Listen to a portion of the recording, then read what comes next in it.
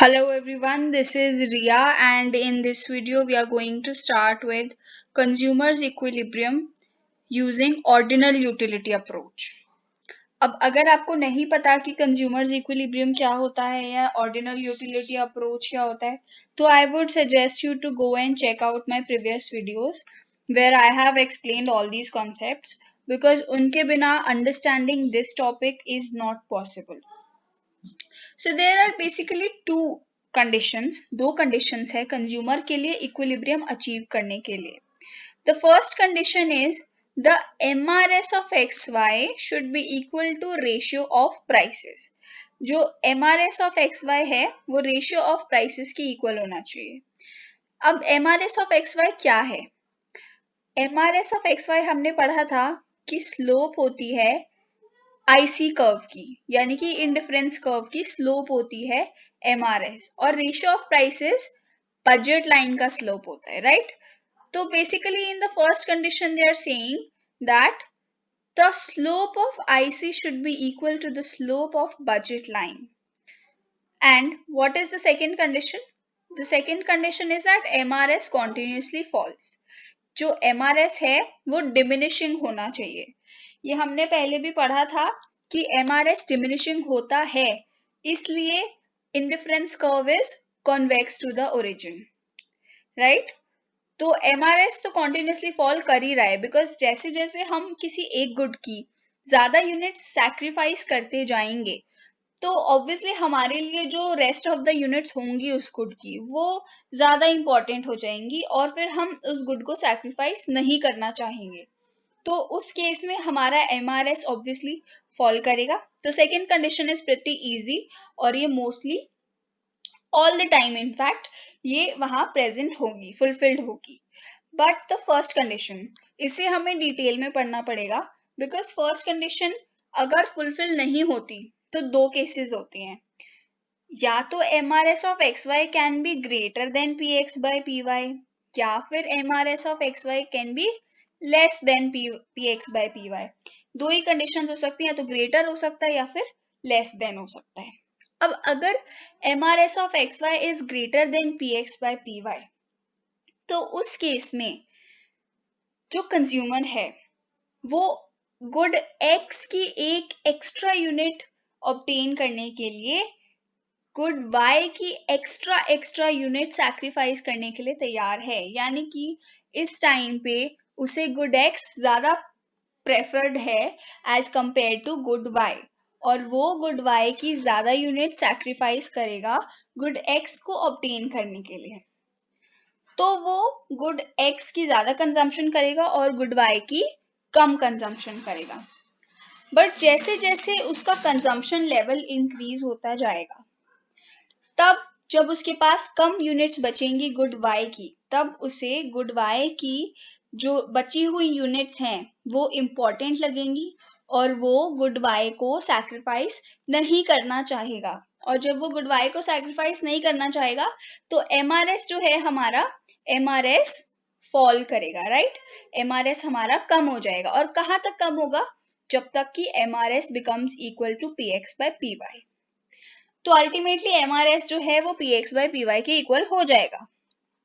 And the second condition, इसमें इसका complete opposite हो रहा है. फर्स्ट कंडीशन में हमने देखा कि उसे गुड X ज्यादा पसंद है as compare to good Y, लेकिन सेकेंड कंडीशन में वो गुड Y को प्रेफर करता है as compare to good X और वो गुड Y की यूनिट सैक्रिफाइस नहीं करना चाहता गुड X को ऑब्टेन करने के लिए.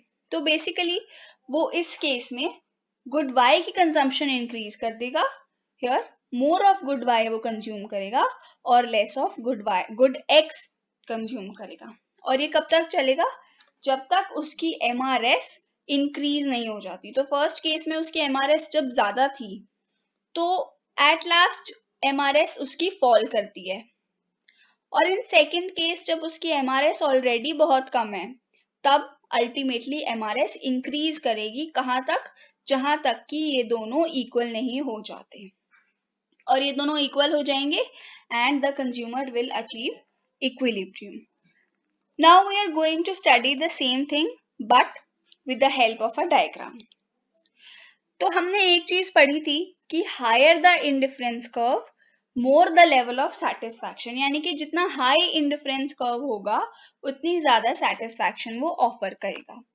और जो कंज्यूमर है उसके पास एक बजट कॉन्स्ट्रेंट है, यानी कि उसके पास लिमिटेड इनकम है और वो जो भी गुड्स खरीदना चाहता है वो उसकी इनकम में परचेजेबल होने चाहिए।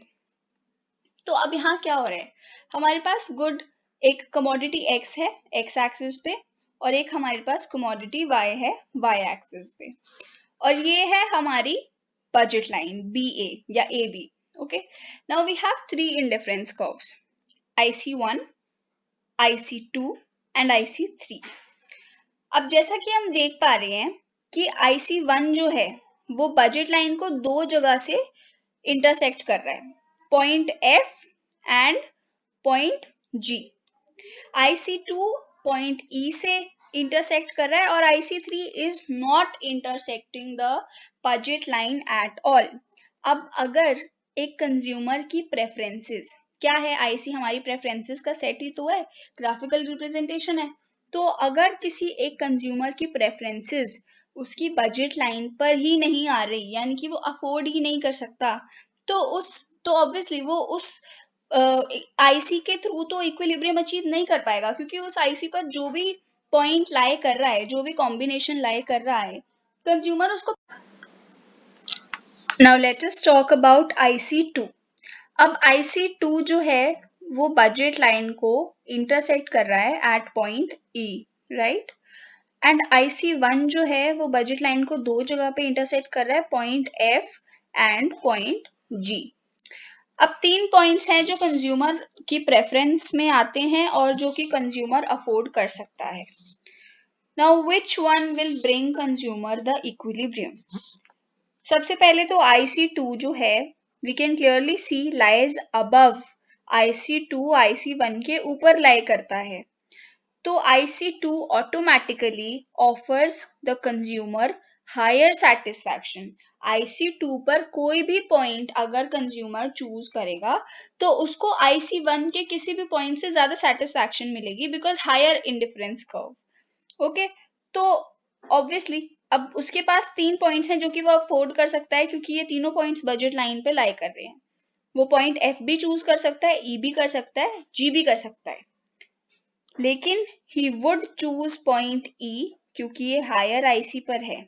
पॉइंट IC3 का कोई भी पॉइंट वो अफोर्ड नहीं कर सकता, IC1 से बेटर चॉइस है उसके पास, and that choice is point E। So this is where the consumer will be at equilibrium. और हम देखें तो IC3 जो है इसकी स्लोप ज्यादा है, इसकी स्लोप ज्यादा है बजट लाइन की स्लोप से, और IC1 की जो स्लोप है वो कम है बजट लाइन की स्लोप से, और IC2 जो है वो एक ही पॉइंट पर टेंजेंट है बजट लाइन के, इसलिए IC2 और IC और बजट लाइन का जो पॉइंट ऑफ इंटरसेक्शन है point E, this will bring the consumer equilibrium। और this is a very important diagram, these are very important explanations, they often ask this question in examinations, so you should learn this by heart। You can pause the video and take a screenshot if you want, here also।